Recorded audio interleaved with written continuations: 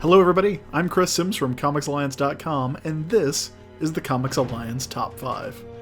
Today, we're going to be talking about 5 great spooky comics to read on Halloween. Not just the horror stuff, but the horror theme stuff from some of your favorite superheroes, and maybe a little straight up horror to go in with it. Coming in at number 5, our first selection, The Ghost in the Fortress of Solitude from Action Comics number 13. Now, I've never been a really big fan of the Phantom Zone, but when Grant Morrison and Travel Foreman brought it back for the New 52, they decided to put the emphasis on Phantom with a special Halloween-themed issue.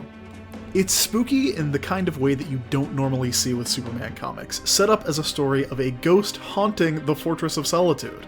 And as the story goes on, you start to see that there's a little more to it than that, and it even ends up being the story where Crypto comes back. Plus, if you grab it in single issue, you get an amazing backup story about a ghost dog haunting Clark Kent as he goes through his toughest moments. Maybe not the scariest selection, but definitely one that plays with horror in a really cool way. Plus, it's got a mummy in it. You know how rare it is to get a spooky story about a mummy in comics? It does not happen as often as you might think. Coming in at number 4, we have The Remote Controller from Batman Gotham Adventures number 32. Because what would Halloween be without a visit from the Master of Fear himself, the Scarecrow? This particular issue takes place on November 1st, and involves the Scarecrow going on television claiming that he has dosed the entire city with his fear toxin. Shortly after the announcement, a riot breaks out of people who are in a panic for their lives, and Batman has to figure out what it is that's going on. Of course, this takes a little longer than usual because this time, the Scarecrow hasn't left his usual clues. So it's Batman, Robin, and Batgirl in a Halloween adventure, trying to figure out just what it is that the Scarecrow used to poison 2 million people at once. It's a really cool story. And like all the best Scarecrow stories, it changes up the formula. The formula for fear gas, in this case. Coming in at number 3, it's a story of a more recent vintage, Afterlife with Archie number 6. Now, you may be reading the regular Afterlife with Archie series about a zombie attack on Riverdale that puts everyone's favorite teenagers in mortal peril of having their brains eaten. But number 6 takes a little bit of a different turn. Instead of focusing on the Riverdale gang, this one's all about Sabrina the Teenage Witch, throwing her into a strange Lovecraftian asylum, where the doctors have something sinister going on. I mean, you could have guessed that the doctors had something sinister going on just from me saying it's a Lovecraftian asylum. But in this case, they want Sabrina to get married to Cthulhu. I'm going to go ahead and guess that that relationship wouldn't stand the test of time, but you never know. Stranger things have happened. Either way, it makes for some sinister and creepy reading, and if you haven't checked out Afterlife with Archie, it's a great single issue to get an idea of what's going on in that book. By the way, what's going on in that book? Zombies.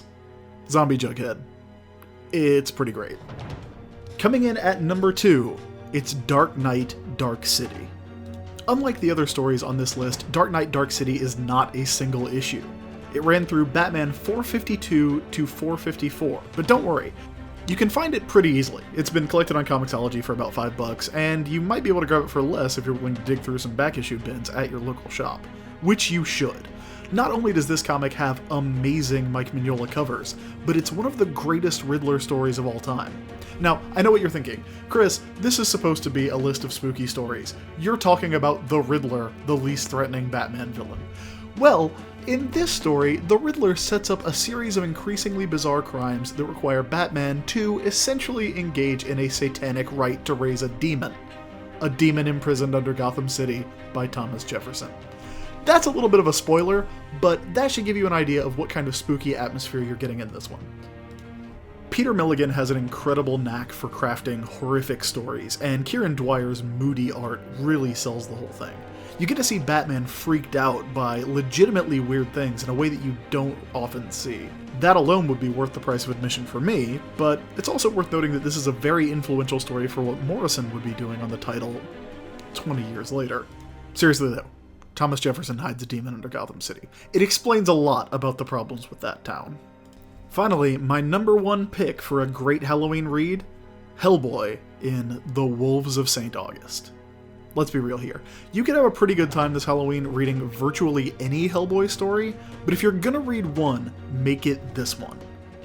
The Wolves of St. August has been collected with a bunch of really great Hellboy short stories like The Corpse and The Iron Shoes, but it stands out as being one of the best pure horror Hellboy stories ever. It's one of the best werewolf stories ever in comics, even. You probably could have guessed it was a werewolf story by the title. The scary page-turn reveals alone in this comic make it worth going back to again and again, and every time I read it, I get the same creepy feeling as the first time. That's something really hard to accomplish. Plus, it has the best werewolf transformation I've ever seen in comics. It's compelling, it's beautifully drawn, and it's one of my favorite Hellboy stories ever. Which is kind of like saying it's my favorite piece of candy. You should probably know that I really like candy. That about does it for this week's Top 5 list. We'll be back next week with another. If you have a favorite scary story, why not tell us about it over at comicsalliance.com, or hit me up on Twitter @TheISB. Thanks for watching. We'll be back next week. Have a good one.